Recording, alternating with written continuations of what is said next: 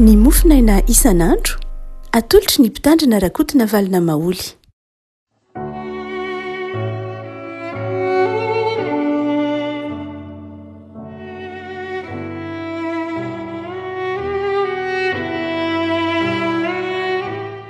Ampifaliana no iarabanantsika ry havako tratrety alarobia fa folo ny volana jona ity. Ny mofinaina izay voalahatra ao antsika dia ny bokin'ny Zakaria mpaminany. Zakaria toko fasivy, Zakaria toko fasivy andininy fasivy sy ny fahafolo amin'ny anaran'i Jesosy. Mifalia indrindra ry Ziona zanakavavy, manaova feo fifaliana ry Jerosalema zanakavavy. Indro ny mpanjakanao avy ho anao, marina izy sady manam-pamonjena, malemy fanahy sady mitaingina biriky, tezahana biriky tanora. Arofoanako tsy hisy kalesy intsony Efraima, na soavaly any Jerosalema. Hofoanana koa ny tsipika fiadiana, ary teny fiadanana amin'ny jentilisa izy. Ny fanapahany dia hatramin'ny ranomasina ka hatramin'ny ranomasina, ary hatramin'ny ony ka hatramin'ny faran'ny tany. Ray masina manao masinana amin'ny fahamarinana ny teninao ny fahamarinana. Amen. Andininy fasivy. Mifalia indrindra ry Ziona zanakavavy, manaova feo fifaliana ry Jerosalema. Indro ny mpanjakanao avy ho anao, marina izy sady manam-pamonjena, malemy fanahy sady mitaingina zanabiriky, dia zanabiriky tanora. Matetika ny andrenesantsika ity andinin-tsotramasina ity dia ampiasain'ny filazantsara izy ity, ny filazantsara sinoptika. Ity andinin-tsotramasina ity amin'ny fotoana iray ahatsiarovantsika ny alahady ny zapandrofia. Milaza ny fahatanterahany faminaniana, ny filazantsara zany milaza ny fahatanterahany faminaniana ao amin'i Jesosy. Jesosy ilay Mesia ary Jesosy ilay tondroana eto hoe indro ny mpanjakanao avy ho anao. Manahoana ny mpanjakantsika, manahoana ny Andriamanitritsika, manahoana Jesosy ilay Mesia ilay mpamonjy tantarain'i Zakaria mpaminany ho antsika ry havako. Tsy dia tena misy toetra ifandraisany loatra amin'izay mety ho hitantsika ety anivon'izao tontolo izao ny toetran'i Jesosy mpanjaka, ny toetran'Andriamanitra mpanjaka. Satria ny Andriamanitrintsika dia Andriamanitra feno. Andriamanitra efa manana ny fahafenoana, tsy hoe mila olona na mila zavatra vao feno, fa Andriamanitra efa feno. Ary Andriamanitra feno tanteraka. Izany no ambaran'ny Zakaria mpaminany ho Andriamanitritsika. Dia hoy ary izy manao hoe avy ho anao ny mpanjakanao, avy ho anao Jesosy, na hoe tonga ho anao Jesosy. Tonga ho anao Jesosy na hitarika anao koa Jesosy, azo atao koa zany, satria ny dikan'ny teny hoe bôva dia azo atao hoe mitarika, azo atao hoe tonga, azo atao hoe avy. Ka eto Jesosy izay faminaniany Zakaria ho ilay Mesia moa dia tonga ho antsika. Tonga ho antsika ary tonga hitarika antsika. Raha miteny hoe tonga ho antsika izy dia tsy tonga ho an'ny tenany izy zany, fa tonga ho antsika.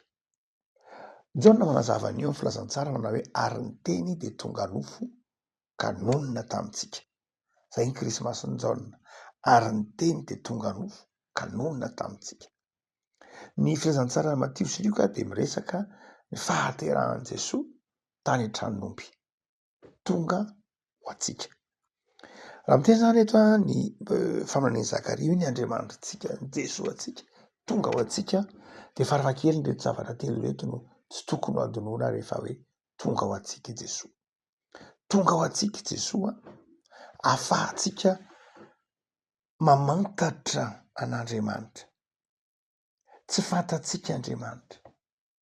Raha tsy tonga Andriamanitra tamin'ny alalan'i Jesosy, tonga ho antsika ahafantarantsika an'Andriamanitra. Tonga ho antsika Jesosy ahafantarantsika ny momba an'Andriamanitra. tsy fivavahana tsony vavahana kristianina raha fa tsy eo Jesosy. Ary tsika mamantatra an'Andriamanitra amin'ny alalan'ny finoana an' Jesosy. Raha vao tsy eo Jesosy dia tsy vavahana kristianina tsony vavahana kristianina na misy baiboly aza rehefa tsy eo Jesosy. Fa ny mahaeo an' Jesosy, ny finoana an' Jesosy olay Andriamanitra tonga tamintsika mahatonga antsika kristianina. Zany hoe Jesosy zany tonga ho antsika ampahafantatra an'Andriamanitra. Jaona moa resaka an'io mihitsy. Mieritreretintsika mantsy manao hoe ka Andriamanitra nge fantatritsika amin'ny alalan'ny soratra sola skriptora, ahafantarantsika amin'ny alalan'ny tototra hoe vavaka. Eny zany efa conséquence. Fa ny zava-dehibe dia ny hoe Jesosy tonga nampahafantatra antsika an'Andriamanitra. Raha vao nanota tsinitsika, raha vantany vao nanota isika, dia tsy fantatsika Andriamanitra. Satria ny hery an'Andriamanitra isika. Genesis 3:7. Tsy Andriamanitra akory no nanafina ny tavany tamintsika, fa isika mihitsy no tsy mahazaka intsony ny tavan'Andriamanitra satria nanota. Dia noentin' Jesosy tetỳ amin'izao tontolo izao zany ny fahafantarantsika an'Andriamanitra. Ary zay fahafantarantsika an'Andriamanitra zay dia aseho an'i Jaona, aseho matetika eo amin'ny epistiliny songatan'i Jaona, fa anankiray amin'izay tokony hafantarantsika an'Andriamanitra, endrika isehoan'Andriamanitra amintsika dia izy fitiavana. Avy ho anao, tonga mahafantatra an'Andriamanitra ianao. Fa ny faharoa dia ny hoe avy ho anao koa dia ahafantarantsika ny tenantsika fampanota isika. Avy ho anao. Fahafantarantsika an'Andriamanitra zava-dehibe zay. Fa rehefa fantatsika Andriamanitra ka mandinika an'Andriamanitra isika dia tonga ahafantatsika ny tenantsika. Amin'ny alalan'ny fahafantarantsika an'Andriamanitra ao am' Jesosy no ahafantarantsika ny tenantsika. No ahafantarantsika ny tenantsika hoe iza isika. Fahafantarana diso raha ohatra ka mamantatra ny tenantsika amin'ny alalan'ny tenantsika ihany isika, dia mahatonga firehirehana, mahatonga fizahozahoana, mahatonga fieritreretana ny tena ho tsara, ho mahavita azy, ho tsy mila an'Andriamanitra. Fa amin'ny alalan'ny fahafantarantsika an'Andriamanitra no ahafantarantsika ny tenantsika. Ary rehefa fantatsika ny tenantsika, ny akon'izay ny fahafantarantsika ny tenantsika dia fiazakazahana iankina amin'Andriamanitra. Ny ateraky ny fahafantarantsika ny tenantsika tsy firehirehana. Ny ateraky ny fahafantarantsika ny tenantsika amin'ny alalan'ny finoanan' Jesosy, lay misy dia izao, mihazakazaka miankina amin'Andriamanitra isika. Mihazakazaka matoky an'Andriamanitra isika, fantatsika ny fahalementsika, fantatsika ny fetratsika, fantatsika ny tsy azontsika atao. Dia mihazakazaka miankina amin'Andriamanitra isika. Ny dikany hoe miankina amin'Andriamanitra mazava ho azy mibebaka. Dikany hoe miankina amin'Andriamanitra mazava ho azy miova fisainana, miova fijery, miova fo. Fa ny fahatelo raha miteny hoe indro ny mpanjakanao avy ho anao, avy izy hampafantatra anao an'Andriamanitra, Jesosy io, avy izy, tonga izy nampahafantatra ny tenanao ka nahatsiarovanao ho tena ho mpanota ka hiankina amin'Andriamanitra. Fa ny fahatelo, avy izy hamonjy anao. Zany hoe rehefa tsapantsika kosa ary ny tenantsika fa mpanota, avy Jesosy nampahafantatra ny tenantsika fa mpanota. Hoy Jaona manao hoe tonga izy tsy hitsara fa tonga izy hamonjy. Rehefa fantatsika ny fetratsika, fantatsika ny fetratsika, dia mamonjy antsika Andriamanitra. Mamonjy antsika amin'izay mety ho mahadiry antsika. Tsy mamonjy antsika amin'ny fahotana ihany, fa mamonjy antsika amin'izay mety ho mahadiry antsika. Zay mahatonga ny mpanao salamy hoe vatolampy sy apingako, arovako, fiarovako, batery fiarovanao ahy Andriamanitra. Avy ny mpanjakanao, mampahafantatra anao ny tenanao. Saingy avy koa Jesosy, tonga koa Jesosy, mitarika anao koa Jesosy mba hamonjy anao, mba hiaro anao, mba hianatra anao. Zava-dehibe zany zavako milaza zany fahatongavan'i Jesosy zany. Raha tsy ao amin'i Jesosy dia tsy fantatsika Andriamanitra, dia tsy fantatsika mampanota antsika. Ary rehefa tsy fantatsika mampanota antsika isika dia izao tsy mila an'Andriamanitra isika. Tsy ilaintsika Andriamanitra rehefa tsy fantatsika mampanota antsika. Fa rehefa fantatsika ny mampanota sy ny mamparefo antsika dia mitady an'Andriamanitra isika. Fa ny faharoa dia hoy ihany ny Zakaria manao hoe avy ny mpanjakanao, Fa ny faharoa, marina izy sady manam-pamonjena. Marina izy sady manam-pamonjena. Le teny hoe marina tsadikana tsedekana tsadika moa no ampiasainy ato zay midika hoe mahitsy na koa marina na koa ara-dalàna ny fanakaikany zany na de atao hoe tsy mitovy aza. Zany hoe io Andriamanitra io de zao marina izy, mahitsy izy, tsy miolakolana izy, mahitsy ary mitsara marina izy. Zava-dehibe toetran'Andriamanitra hoe marina io. Io Andriamanitra marina io dia rehefa miasa mahery eo amin'ny fiainantsika de mahatonga antsika koa ho marina. Anankiray ohatra miteny hoe marin'Andriamanitra. Andriamanitra manao zava-dehibe ny asa ohatra. Itsika miasa. Andriamanitra manao zava-dehibe ny asa. Marina amin'ny Baiboly manontolo zany. Ho Jesoa, za miasa, ny raiko miasa. Tsy mana-toerana mihitsy zany ny akamoana ao am' Jesoa. Tsy mana-toerana ny fahalainana ao am' Jesoa. Tsy mana-toerana ny fidonàna am-pona ao am' Jesoa. Fa Jesoa miasa. Andriamanitra miasa. Zay marina misaotra masina manontolo. Fa ndraindray tsika mieritreritra manao hoe satria Andriamanitra mahay ny zavatra rehetra dia tsy mila miasa aza zany. Fa Andriamanitra miasa eo amin'ny toerako. Tsy izay ny fomba fisainana ampianarin'Andriamanitra antsika. Tsaroantsika tsako amin'ny Jaona 9. Rehefa nanao fahagagana Jesoa ka namoky ny olona somby 5,000 de avy ny olona niazakazaka hanery azy hisambotra azy ho atao mpanjaka. Ho atao mpanjaka ny olona, ho atao mpanjaka Jesoa satria ny olona nahita azy ho mpanao fahagagana. Hoe ho afaka ny fahantrana fa Jesoa natao mpanjaka de tsy miasa intsony de voky foana. Jesoa natao mpanjaka ety ambonin'ny tany de zao voavady daholo ny olona rehetra, sitrana ny marary, tsy mila miasa tany, tsy mila mamboly. Jesoa mpanjakako izy mahay zavatra rehetra. Fa hoy ny filazan'ny Jaona azy hoe lasy Jesoa nandrosotra tany an-tendrombohitra. Tsy hoe tsy tiany Jesoa ny olona anatona azy hanao azy mpanjaka, tsy zay. Fa satria Andriamanitra marina Jesoa. Mariny inona no mahamarina azy? Izy efa nanazava fa zava-dehibe ny asa. Amin'ny alalan'ny asa no hitahiana ny olona, fa tsy amin'ny alalan'ny fahalainana tsy hanao ninninona de hiandry fahagagana. Tsy hoe tsy manao fahagagana Andriamanitra. Manao fahagagana mihitsy izy. Mazava ho azy Baiboly io miresaka an'izany daholo. Fa izao Andriamanitra tsy mitaiza antsika ho kamo tsy hanao ninninona. Tsaroantsika tsara ny mana tany anefitra. Fony tany anefitra ny zanak'Israely de tonga ny mana, feno mana. Isan'andro misy mana foana. Voky ny olona, nisy ny papelika. Natsopoy, feno ny papelika. Fa izao rehefa tonga atao amin'ny tany Kanana de nitsahatra ny mana. Satria nahoana? Satria tapitra ny fotoanan'ny efitra, miditra ny fotoanan'ny asa. Tondra ronono sy tantely io toerana io, fa tondra ronono sy tantely amin'ny alalan'ny asa, fambolena, fiompiana, taozavatra. Andriamanitra nitaiza ny zanak'Israely ny asa. Ary Paoly de resy lahatra am'zany hoe reto tanako reto mihitsy ny asa. Ary zay tsy miasa koa aloha izy tsinany, hoy Paoly. Noho zany de zao marina Andriamanitra ka manome toerana ny asa izy. Raha mieritreritra manao hoe raha misy olona ao ambadika ao ambadiky ny tranonao na namanao mpiara-belona aminao, izy miasa mafy ataovy hoe adiny 10 ao anatin'ny ray andro na adiny 12 anatin'ny ray andro.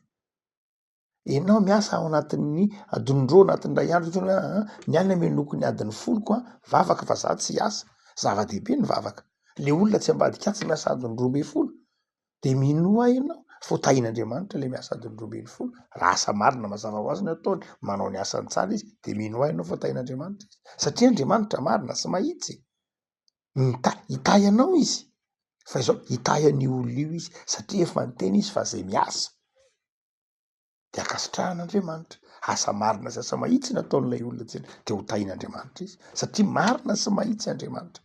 Fa raha tsika mieritreritra manao hoe ka tsy Andriamanitra nge na tsy manao ninona de mombanao izy, fa momba ny asa izy, momba ny olona koa izy, marina izy. Izy efa ao amin'Andriamanitra efa misy tsy misy incohérence. Rehefa niteny izy manao hoe amin'ny alalan'ny asa ny hitahinanao de miasa ianao. Ary izay toe-tsaina mahitsy zay Andriamanitra tsy miangatra.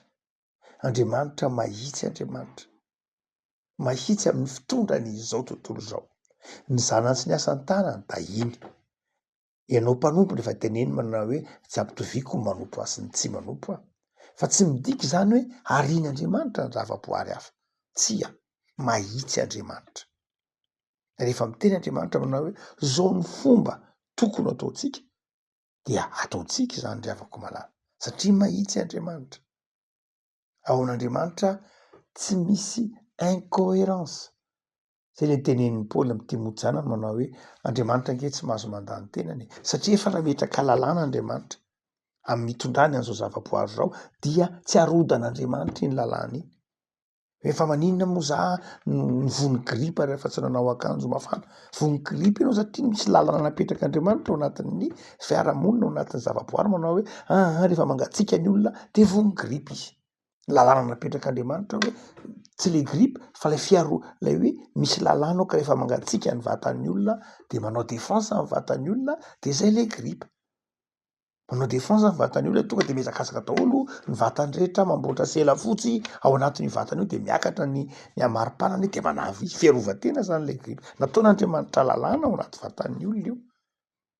De tsy hoe zany maningany ianao hoe na hoe kapok'Andriamanitra hoe za tsy nanao akanjo mafana de vony gripa de nikapohan'Andriamanitra. Lalàna napetrak'Andriamanitra amin'ny zavaboary io satria Andriamanitra mitondra ny zavaboary amin'ny fahendreny. Zay le lalàna, zay le logos hoy Jaona.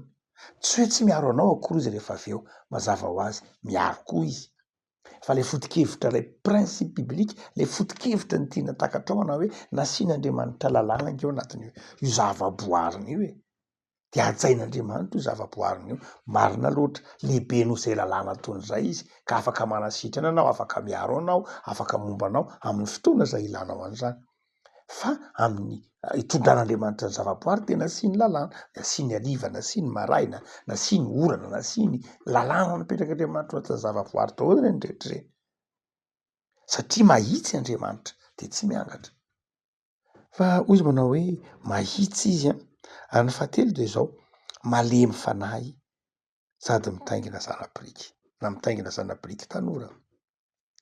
Ny mpanjaka roa ny fitaingin'ny mpanjaka tamin'ny andron'ny antikite tamin'ny zanak'Israely. Roa ny fitaingina andavanandro, na izy mitaingina soavaly na izy mitaingina biriky. Tena fampiasa andavanandron'ny olona ny zana-biriky, ny biriky mazava ho azy. Fa rehefa amin'ny fotoanany ady de mitaingina soavaly ny mpanjaka. Rehefa amin'ny fotoanany tsy fandriam-pahalemana de mitaingina soavaly ny mpanjaka. Fa amin'ny fotoanany filaminana kosa, amin'ny fotoanany fahatoniana, amin'ny fotoanany fandriam-pahalemana de mitaingina biriky ny mpanjaka. Eto zany dia hoy Zakaria manao hoe lay Mesia de mitaingina biriky. Dikan'izany ao anaty lay Mesia dia ho tonga ao anatin'ny hitondra fandriam-pahalemana. Lay Mesia zany de hitondra fiadanana ary amin'ny fotoana io zana-biriky tanora. Tena milaza fandriam-pahalemana, milaza fahatoniana, milaza fiadanana. Mazava zany andinin'ny 10 rehefa aveo manao hoe hofoanako tsy hisy Kristy intsony efraio. Zany hoe hisy fandriam-pahalemana. Miavako lay mpanjakanao avo anao mitondra fiadanana. Lay hoe malemy fanahy aza mbola lalina kokoa noho hoe malemy fanahy hoe fa manety tena humble fa tsy zay ihany fa ndraindray raha hoe sahirana tsotra mahantra mihitsy ara. Azo dikan'izay koa amin'ny teny hebreo le hoe malemy fanahy io laza hoe misérable mihitsy ara raha toa ka zay nazo ijery andikana azy amin'ny fotoana sasany. Zany hoe lay mpanjakana io de zao tsy mpanjaka tonga irehare, tsy mpanjaka Jesosy tsy tonga irehare, Jesosy tsy tonga hitsara, tsy tonga nameloka fa Jesosy tonga handray ny fahantratsika ho fahantrana. Hitatsika ao amin'ny Jesosy ny fahantratsika, hitatsika ao amin'ny Jesosy ny tsy fahasalamantsika, hitatsika ao amin'ny Jesosy ny aretintsika sy ny tebotebotsika ary de nombona tao amin'ny hazo fijaliana zany teboteby aretina tahotra izany mba hananantsika fiainana vaovao. Miavako avo anao ny mpanjakanao. Efa tonga Jesosy. Nitady tsy hamonjy ny very fa efa tonga Jesosy. Tianao na nakaiky anao. Ivavaka sika. Tompo misoranao zay ny amin'ny soratra masina izay mampahery anay fa efa tonga ianao mpanjakanay, tonga ianao tomponay, eo akaikinay, mitaridarana anay ary mahitsy ny fitondranao anay, marina ny fitondranao anay, tsy mampahory anay. De taio tompo ity alarobia ity izay omenao anay mba hifalianay mandrakariva. Hamarino aminay fa ny miaraka aminao dia manao fifaliana, ny miaraka aminao dia faly lalandava ary miaraka aminao dia mahatoky ny fanambinanao. Taio tompo zao alarobia izao amin'ny asa ataonay isan'andro, ataovy aminay ny toe-po mahitsy ao anatrehanao, ataovy eo aminay ny toe-po faly amin'izay asa mpanaovinao anay. De vavaka izay ho an'ny tanindrazanay, vavaka ho an'ny mpianatra manao fanadinana, vavaka ho an'ny fiangonanao, vavaka manokana ho an'ny FFKM izay miatrika ny asa isan'andro amin'ny fitoriana filazantsara, miatrika sy manomana amin'ny feonam-be-pirenena. De vavaka ho an'izany fiangonanao izany izay ataonao mahatoky hatramin'ny fahafatesana ary arovanao amin'ny asa izay ampanaovinao azy. De manjaka hadiam-ponay Jesosy hananany fifaliana sy fiadanam-po hatrany. Amen.